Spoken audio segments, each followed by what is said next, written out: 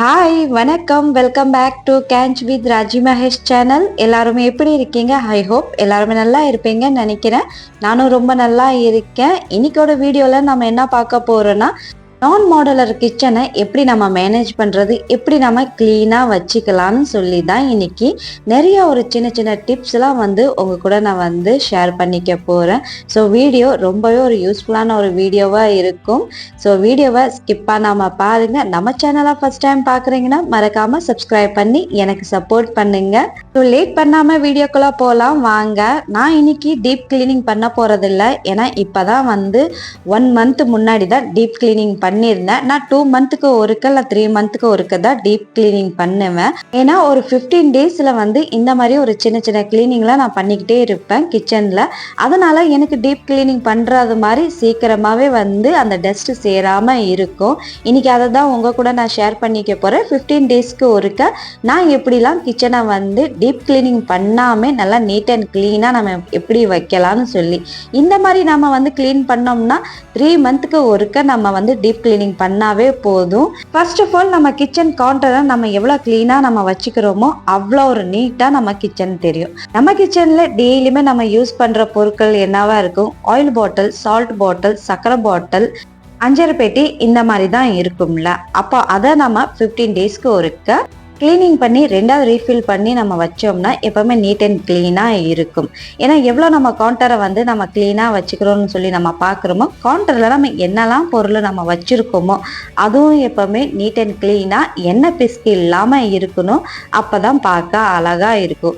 நான் கவுண்டரில் பார்த்தீங்கன்னா இந்த ஆயில் பாட்டில், சால்ட் பாட்டில், அப்புறம் சர்க்கரை, டீ தூள், இந்த மாதிரிலாம் நான் பாட்டில்ஸ் நான் வச்சுருக்கேன். அதை எப்போவுமே நான் நீட் அண்ட் க்ளீன் பண்ணிடுவேன். ஆயில் பாட்டில்ஸ் ரொம்ப எண்ணெய் பிஸ்கா இருந்தால் ஒரு பாத்திரத்தில் சரஃபு, அதுக்கப்புறம் அதில் வெந்நீரை கலந்து நம்ம ஊற வச்சிட்டோம்னா நல்லா க்ளீன் ஆயிரும். கொஞ்சமாக எண்ணெய் பிசுக்கு இருக்குன்னா இந்த மாதிரி பாட்டில்ஸ்குள்ளே சரஃபை சேர்த்துக்கிட்டு வெந்நீரை கலந்து நம்ம கொஞ்ச நேரம் நம்ம ஊற போட்டாவே நல்லா க்ளீன் ஆயிரும். நான் ஏன்னா 15 டேஸ்க்கு ஒருக்க பண்ணுறதுனால அவ்வளோ ஒரு எண்ணெய் பிசுக்கு இருக்காது. லேசாக இந்த மாதிரி வெந்நீர் விட்டு சரஃப் போட்டோம்னா க்ளீன் ஆயிரும்.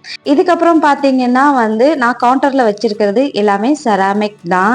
சால்ட் பாட்டிலும் சரி, சர்க்கரை போட்டு வைக்கிறது, அதுக்கப்புறம் டீ தூள் போட்டு வைக்கிறதெல்லாம் செராமிக் தான் நான் யூஸ் பண்ணுறேன். அதில் சீக்கிரமாகவே நான் 15 டேஸ்க்கு ஒருக்க நான் பண்ணாலும் எண்ணெய் பீஸ்க்கு கண்டிப்பாக இருக்கும். ஏன்னா நம்ம தாளிப்புலாம் போடும்போது அந்த புகையெல்லாம் போகும்போது அது கண்டிப்பாக அந்த எண்ணெய் பீஸ்க்கு அதில் போய் ஒட்டும். அதனால் நான் 15 டேஸ்க்கு ஒருக்க கண்டிப்பாக இதை நான் க்ளீன் பண்ணிடுவேன்.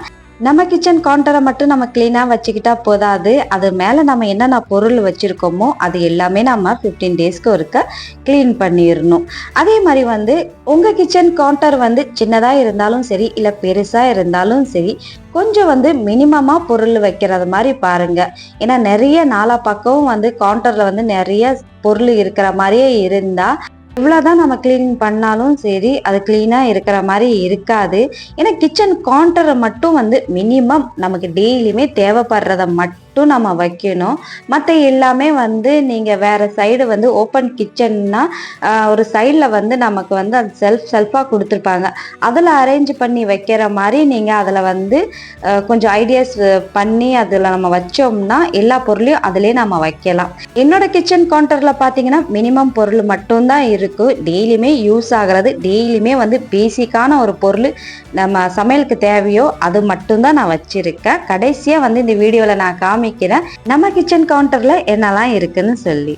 நம்ம வீட்டில் இந்த மாதிரி செராமிக் பாட்டில்ஸ் இல்லைனா கிளாஸ் பாட்டில்ஸ்லாம் நம்ம யூஸ் பண்ணுறோம்னா வாஷ் பண்ணிவிட்டு வெயில வச்சு நல்லா காய வச்சுட்டு அதுக்கப்புறம் ட்ரை கிளாத்தால் நல்லா தொடச்சிட்டு அதுக்கப்புறம் நம்ம ரீஃபில் பண்ணி நம்ம வச்சோம்னா நம்ம போட்டு வைக்கிற பொருட்கள் நிறையா நாள் பராமரிக்கிற மாதிரி இருக்கும். பாட்டில்ஸில் ஈரம் பதம் இருந்தால் சீக்கிரமாக நம்ம போட்டு வைக்கிற பொருட்கள் கெட்டு போகும், இல்லைனா பூச்சி விழுகும், இல்லைனா நம்ம சால்ட்லாம் போட்டு வைக்கிறோம்னா ஈரமாக ஆயிரும், இல்லைனா சர்க்கரைலாம் பார்த்திங்கன்னா அந்த கட்டி கட்டியாக ஆகும், இல்லைனா ஈரமாக இருக்கிற மாதிரி ஆயிரும். அதனால் நம்ம பாட்டில்ஸில் எப்போ வாஷ் பண்ணாலும் கொஞ்சம் நேரம் நம்ம வெயிலில் வச்சு அதுக்கப்புறம் ட்ரை கிளாத்தால் தொடச்சி நம்ம போட்டு வச்சோன்னா எப்போவுமே நல்லா இருக்கும். நானும் அப்படி தான் பண்ணுவேன்.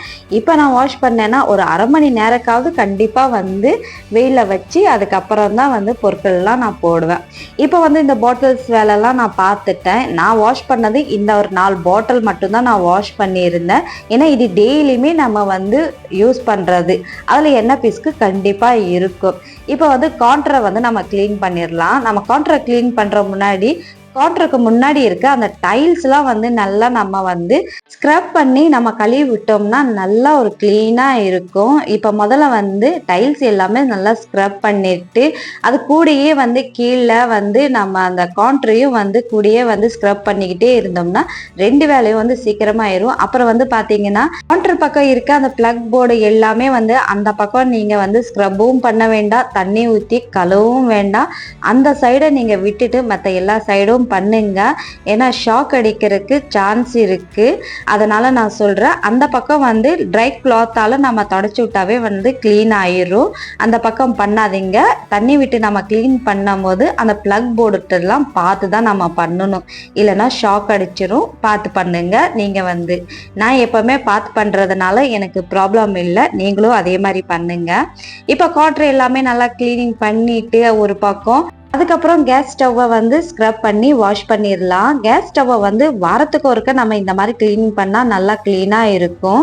இதை வந்து 15 டேஸ்க்கு ஒருக்க பண்ணணும்னு பார்க்காதீங்க. வாரத்துக்கு ஒருக்கவே நல்லா ஸ்க்ரப் பண்ணி வாஷ் பண்ணுங்க, நல்லா இருக்கும். புதுசாக ஒரு கேஸ் ஸ்டவ் வாங்கணும்னு சொல்லி பிளான் போட்டிருக்கோம். இன்னும் அதுக்கான ஒரு டைம் வரல. போய் வாங்கிட்டு வர்றதுக்கு அவரு நீ போய் வாங்கிட்டு வா அப்படின்னு சொல்லிக்கிட்டு தான் இருக்காரு. ஆனால் நான் தான் கொஞ்சம் வீம்பு பிடிச்சிட்டு நீங்கள் வந்தாதான் போவேன்னு சொல்லி நான் இருக்கேன். ஐ திங்க் இந்த வீக்கில் வந்துடும் நினைக்கிறேன். இன்னொன்னு ஒரு சின்ன டிப்ஸ் சொல்றேன். நம்ம வீட்டுக்கு ஏதாவது வாங்கணும் ஆனா ரொம்ப நாள்னு வாங்கவே முடிய மாட்டுது அப்படின்னு நினைக்கிறீங்கன்னா என்னென்ன வாங்கணுமோ அதை முதல்ல லிஸ்ட் போட்டு நீங்க வச்சுக்கோங்க. நம்ம வீட்டுக்காக மந்த்லி இவ்வளவு செலவுன்னு சொல்லி நாம பண்ணுவோம். அதுல இருந்து நம்ம ஏதாவது வாங்கணும்னா 2 மாசம் 3 மாசத்துலயே நம்ம வாங்கணும்னா நம்ம பட்ஜெட்டை வந்து கொஞ்சம் குறைச்சிக்கிட்டு அதுல இருந்து ஒரு பணத்தை நம்ம எடுத்து வச்சோம்னா கண்டிப்பா நம்ம என்ன வாங்கணும்னு நினைக்கிறோமோ அதை வாங்க முடியும். ஸோ இந்த மாதிரி ஒருக்கா ட்ரை பண்ணி பாருங்க. ஃபைனலாக வந்து பார்த்தீங்கன்னா இப்போ நம்ம கவுண்டர் வந்து நல்லா க்ளீன் ஆயிடுச்சு. டைலு கவுண்டர் இதெல்லாம் பார்க்கறதுக்கு அப்படியே மின்னுது. அடுத்த 15 and 20 டேஸ்க்கு வந்து இப்படியே நல்லா க்ளீனாக இருக்கும். அடுத்த 15-20 டேஸில் வந்து க்ளீனாக இருந்தாலும் ஒரு டார்கெட் செட் பண்ணிக்கோங்க. நமக்கு இத்தனை நாளில் நம்ம பண்ணணும்னா பண்ணணும். அது நல்லா வந்து க்ளீனாக இருந்தாலும் சரி, இல்லைனா கூட நம்ம பண்ணணும்னு சொல்லி ஒரு டார்கெட் இருந்தால் தான் எப்பவுமே அது நீட்டாக இருக்கும். இந்த ஏரியா பார்த்தீங்கன்னா உப்பு கரையால் அவ்வளோ ஒரு பார்க்குறதுக்கு அசிங்கமாக இருக்கிற மாதிரி இருந்தது அந்த டைலு. இந்த வாட்டி ஃபுல்லாக நல்லா ஸ்க்ரப் பண்ணி க்ளீன் பண்ணிட்டேன். அதை கீழே மட்டும்தான் கொஞ்சம் உப்பு கரை இருக்குது. நெக்ஸ்ட் டைம் அதை வந்து க்ளீன் பண்ணிடுவேன். இப்போ வந்து பார்த்தீங்கன்னா நம்ம வந்து பருப்பு பாட்டில்ஸ் அதுக்கப்புறம் மசாலா பாட்டில்ஸ்லாம் நம்ம வந்து இந்த மாதிரி நம்ம தொடச்சி வச்சாவே போதும் 15 டேஸ்க்கு ஒருக்க. ஏன்னா ஓப்பன் கிச்சன்னால வந்து பார்த்தீங்கன்னா டஸ்ட்லாம் நிறையா சேர்ந்துரும். கையிலே நம்ம வரைஞ்சி கோலமே போடலாம். ஒரு அவ்வளோ ஒரு டஸ்டா இருக்கும். ஒரு 2 நாளைக்கு எங்கேயாவது வெளியே போயிட்டு வந்து பார்த்தோம்னா அதனால இந்த மாதிரி 15 டேஸ்க்கு ஒருக்க நம்ம கவுண்டர் கிளீன் பண்ணும்போது நம்ம இந்த மாதிரி பாட்டில்ஸ் ஏரியாவும் வந்து ஃபுல்லா நம்ம வந்து தொடச்சி வச்சிட்டோம்னா நீட் அண்ட் கிளீனா இருக்கும். இது ஒன் மந்த் ஆயிடுச்சு இந்த பாட்டில்ஸ்லாம் வந்து கிளீன் பண்ணி. அப்போ கூட பாருங்க எவ்வளோ கிளீனா இருக்கு. இப்போ பண்ண மாதிரி தானே இருக்கு. ஆனால் 1 மந்த் ஆயிடுச்சு. இன்னும் ஒரு 2 மந்த்துக்கு அப்புறம் தான் இந்த பாட்டில்ஸ்லாம் வந்து வாஷ் பண்ணுவேன். அது வரைக்கும் பண்ண மாட்டேன். அதே மாதிரி நம்ம வந்து மாவு கொட்டி வைக்கிற இந்த ட்ரம்மு அதுக்கப்புறம் அரிசி கொட்டி வைக்கிற இந்த ட்ரம்மு எல்லாமே இந்த மாதிரி நம்ம நல்லா தொடச்சி வச்சிட்டோம்னா அது நீட் அண்ட் கிளீனா இருக்கும். ஆனா ஒண்ணுங்க, இந்த அரிசி ட்ரம் எல்லாம் பாத்தீங்கன்னா 2 நாளைக்கு ஒருக்க வந்து அவ்வளோ ஒரு டஸ்ட் இருக்கும். இதுக்கு மேல எனக்கு தான் இந்த மாதிரி ப்ராப்ளம் ஆகுதா இல்ல உங்களுக்கும் ஆகுதான்னு சொல்லி கமெண்ட்ல கண்டிப்பா சொல்லுங்க. எனக்கு இந்த பெரிய பெரிய ட்ரம்மு மேல வந்து சீக்கிரமாவே டஸ்ட் இருக்கிற மாதிரி ஒரு ஃபீல் இருக்கும். அதனாலேயே 2 நாளைக்கு ஒருக்க ஃபுல்லா வந்து தொடச்சிருவேன் எப்பவுமே. ஏன்னா சீக்கிரமா இதுல டஸ்ட் சேர்ற மாதிரியே இருக்கும். எல்லாத்துக்கும் கீழே தான் இருக்கு. அப்பவும் எங்க இருந்து டஸ்ட் வருதுன்னே தெரியல. வாரத்துல எத்தனை நாள் நம்ம வீட்டுல மோப்பு போடுறோமோ இந்த மாதிரி ஏரியால வந்து நம்ம எல்லாமே எடுத்துட்டு ஒருக்க மோப்பு போட்டு அது நல்லா அந்த இடத்த வந்து ட்ரை ஆக விட்டுட்டு அதுக்கப்புறம் நம்ம 2வது இந்த மாதிரி பொருட்கள்லாம் நம்ம வைக்கணும். அப்பதான் அது பின்னாடி இருக்க ஏரியாவும் எப்பவுமே கிளீனா இருக்கும். நான் எப்பவுமே இந்த மாதிரி தான் செய்வேன். இந்த கீழே இருக்கிற ஏரியாவை வந்து ஃபர்ஸ்ட் மோப்பு போட்டு ட்ரை ஆக விட்டுருவேன். அதுக்கப்புறம் தான் கடைசியாக வந்து எல்லாமே வச்சு விட்டுருவேன்.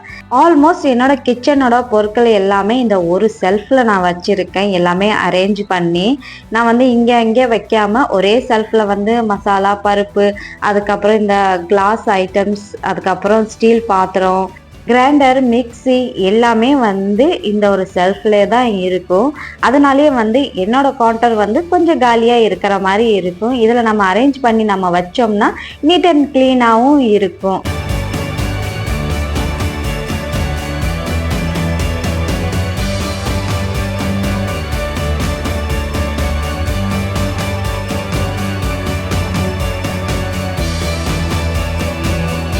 வெயிலில் காய வச்ச இந்த செராமிக் பாட்டில்ஸ் எல்லாமே நல்லா ட்ரை ஆயிடுச்சு. இப்போ ஒரு ட்ரை கிளாத்தால் நல்லா தொடச்சி எடுத்துட்டு இதில் எடுத்த பொருள் எல்லாமே ரீஃபில் பண்ணி நம்ம வந்து எல்லா பொருளையும் வந்து செட் பண்ணி வச்சிடலாம். நம்ம எல்லாருமே நம்ம வீட்டில் பேசிக்கான பாட்டில் யூஸ் பண்ணுறதுன்னா இதுதான். ஆயில் பாட்டில், சால்ட் பாட்டில், சர்க்கரை பாட்டில், அப்புறம் டீ தூள் இல்லை காஃபி பாட்டில், இந்த மாதிரி தான் இருக்குமே. அந்த 4 பாட்டிலையும் வாஷ் பண்ணி இந்த கவுண்டரை க்ளீன் பண்ணுறதுக்கு எவ்வளோ நேரம் ஆக போகுது? அரை மணி நேரம் கூட ஆகாதுங்க. எனக்கும் அரை மணி நேரம் கூட ஆகலை. இந்த 4 பாட்டிலையும் வாஷ் பண்ணி அதுக்கப்புறம் வந்து இந்த கவுண்டரை க்ளீன் பண்ணி நான் வந்து வைக்கிறதுக்கு மினிமம் அரை மணி நேரம் வச்சுக்கோங்களேன். இந்த 15 டேஸ்க்கு ஒரு அரை மணி நேரம் நம்ம கிச்சனுக்கு நம்ம கொடுத்தோம்னா நம்ம கிச்சன் எப்பவுமே நீட் அண்ட் கிளீனா இருக்கும். நான் இதே தான் ஃபாலோ பண்ணிட்டு வரேன். உங்களுக்கு பிடிச்சிருந்தா நீங்களும் கண்டிப்பா ஃபாலோ பண்ணுங்க. நம்ம கிச்சன் எவ்வளோ கிளீனா இருக்கோ நம்ம மார்னிங்ல நம்ம வந்து ஒர்க் பார்க்கும்போது நமக்கே ஒரு பாசிட்டிவா ஒரு ஃபீல் ஆகும். இப்போ எல்லாமே ரீஃபில் பண்ணிட்டு எப்பவுமே வைக்கிற இடத்துல எல்லாமே நம்ம வச்சிடலாம்.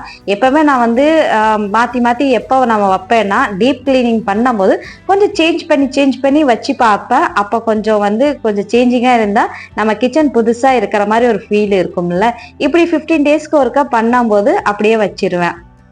இப்போ வந்து பார்த்தீங்கன்னா சால்ட் பாட்டில் வந்து 2 நான் வச்சிருக்கேன். ஒன்று கல் உப்பு, ஒன்று வந்து பவுடர் உப்பு, கீழே வந்து சர்க்கரை, அதுக்கப்புறம் டீ தூள். இது வந்து ஸ்பூன் ஸ்டாண்டு வந்து ஃபோக்கும் ஸ்பூனும் நான் வச்சிருக்கேன் ஒரு சைடில். என்னோட இந்த கவுண்டரில் வந்து இந்த சைடில் பார்த்தீங்கன்னா ரைட் சைடில் இது மட்டும்தான் இருக்கும். இன்னொரு சைடுக்கு வந்து பார்த்தீங்கன்னா இந்த ஒரு ஸ்டாண்டு இருக்கும். இந்த ஸ்டாண்டில் வந்து இந்த மாதிரி கலர்ஃபுல்லான ஒரு பேப்பரை வந்து நான் கட் பண்ணி இதில் நான் போட்டுப்பேன். ஏன்னா நம்ம சின்னதாக ஏதாவது பொருள் வைக்கிறோம்னா அது சாயாமல் இருக்கும். அதுவும் இல்லாமல் பார்க்கறதுக்கு நீட்டாக இருக்கும். எந்த டஸ்ட்டாக இருந்தாலும் இந்த கவர்லேயே இருக்கும். இதை நம்ம திரும்பி தொடச்சிட்டு நம்ம வைக்கலாம். நம்மகிட்ட கவர் நிறையா இருக்குன்னா நம்ம மாற்றியும் நம்ம வைக்கலாம். நான் வந்து போன வாட்டி எல்லோ கலர் போட்டிருந்தேன். இந்த வாட்டி பிங்க் கலர் போட்டு நான் வைக்கிறேன். இந்த ஸ்டாண்டுக்கு மேலேயே வந்து ஒரு சின்னதாக வந்து ஆர்கனைசர் நான் வச்சிருக்கேன். இது வந்து ஆயில் கண்டெய்னருக்காக. ஏன்னா ஆயில் கண்டெய்னர் நம்ம அப்படியே வச்சோம்னா சாயும், இல்லைன்னா வந்து அது விழுகிற மாதிரி இருக்கும். அதனாலே வந்து இந்த மாதிரி ஒரு ஆர்கனைசர் நான் வாங்கினேன். இது வந்து டிமார்ட்ல தான் நான் வாங்கியிருந்தேன். இதில் வந்து ஆயிலு, அதுக்கப்புறம் வந்து பார்த்தீங்கன்னா பெருங்காய தூள் டப்பா, இல்லைன்னா வந்து நெய் டப்பா, இதெல்லாம் வைக்கலாம். அதுக்கு கீழே இந்த மாதிரி நம்ம கிச்சனுக்கான பொருள் தான் நான் வச்சிருக்கேன் ஃபுல்லாக. அதுக்கு பக்கத்துலேயே ஒரு சைடில் வந்து பார்த்தீங்கன்னா இந்த கரண்டி, இது பெருசாக கரண்டி இருக்கும்ல, அந்த ஸ்டாண்டுலாம். அஞ்சரை பெட்டிக்காக ஒரு சின்ன டிப்ஸ் சொல்கிறேன். ஏன்னா மகாலட்சுமி தாயார் வாசம் செய்கிற இடம் அஞ்சரை பெட்டி தான். அது வந்து பார்த்தீங்கன்னா நம்ம டெய்லியுமே யூஸ் பண்ணுறோம். அதனால எண்ணெய் பிசுக்கு நிறையா இருக்கும். அதனால் அப்பப்போ வந்து அதை வாஷ் பண்ணி ரீஃபில் பண்ணிக்கலாம். அஞ்சரை பெட்டி காலியானோன்னே கையோடையே ரீஃபில் பண்ணி வச்சுருங்க. அதில் முக்கியமாக மஞ்சள் வச்சுக்கோங்க, நல்லது. அதுக்கப்புறம் பார்த்தீங்கன்னா நம்ம வாஷ் பண்ணி இந்த மாதிரி பாஸ்கெட்டில் நம்ம பாத்திரம்லாம் போட்டு வைக்கிறோம்னா கையோடே வந்து நம்ம அடுக்கி வச்சிட்டோம்னா அது இடம் காலியாகும், பார்க்கறதுக்கும் நீட்டா இருக்கும். இது வந்து டீ தூளுங்க. டீ எப்பெல்லாம் வைக்கிறோன்னா அப்ப வடிகட்டி நல்லா ஒரு 2-3 தண்ணியில கழுவி அதை காய வச்சிருவேன். அது எவ்வளோ இந்த பால்ல வந்து கலெக்ட் ஆகி காஞ்சிருச்சுன்னா நான் இந்த மாதிரி நம்ம வீட்டுல பிளான்ட்லாம் இருக்குன்னா பிளான்ட்ல இருக்கிற அந்த மண்ணெல்லாம் வந்து நல்லா தோண்டி அதுக்கப்புறம் இந்த டீ தூளை வந்து அது கூட மிக்ஸ் பண்ணி அதுக்கப்புறம் நம்ம தண்ணி விட்டோம்னா ரொம்ப ஒரு ஹெல்தியான ஒரு சாப்பாடு கிடைச்ச மாதிரி பிளான்ட்டுக்கு. ஸோ நம்ம வேஸ்ட்டுன்னு சொல்லி தூக்கி போடுற இந்த டீ தூளை வந்து நல்லா 2-3 கழுவி நம்ம வெயிலில் காய போட்டு நம்ம பிளான்ட்ல போட்டோம்னா நம்ம பிளான்ட் நல்லா ஹெல்தியாக க்ரீனாக இருக்கும். ட்ரை பண்ணி பாருங்க. நான் எப்பவுமே வந்து இப்படி தான் செய்வேன். கண்டிப்பாக இந்த வீடியோ உங்களுக்கு ஒரு யூஸ்ஃபுல்லான ஒரு வீடியோவாக இருக்குன்னு நினைக்கிறேன். இந்த வீடியோ பிடிச்சிருந்தா ஒரு லைக் கொடுங்க. கமெண்ட் பண்ண மறந்துடாதீங்க. ஏன்னா உங்களோட ஒரு லைக்கும் ஒரு கமெண்ட்டும் மட்டும்தான் எனக்கு தெரிய வரும் எந்த அளவுக்கு இந்த வீடியோ உங்களுக்கு பிடிச்சிருக்குன்னு சொல்லி. நம்ம சேனலை ஃபர்ஸ்ட் டைம் பார்க்குறீங்கன்னா மறக்காம சப்ஸ்கிரைப் பண்ணி எனக்கு சப்போர்ட் பண்ணுங்க. இது வரைக்கும் சப்ஸ்கிரைப் பண்ணி எனக்கு சப்போர்ட் பண்ண எல்லா உலகங்களுக்கும் ரொம்ப ரொம்ப நன்றி. லாஸ்ட் டச் கிச்சன் கவுண்டரை பார்த்துடலாமா? மினிமம் பொருள் எது தேவையோ அதை மட்டும் வைங்க, தேவையில்லாததை கவுண்டர்ல வைக்காதீங்க. எவ்வளவு நம்ம காலியா வைக்கிறோமோ கவுண்டரை அவ்வளவும் பார்க்க நீட் அண்ட் கிளீனா இருக்கும். இந்த வாட்டி மோஸ்ட்லி உப்பு கரையை எடுத்துட்டேன், இன்னும் கொஞ்சம் இருக்கு. நெக்ஸ்ட் டைம் இதுவும் தெரியாது. Bye by.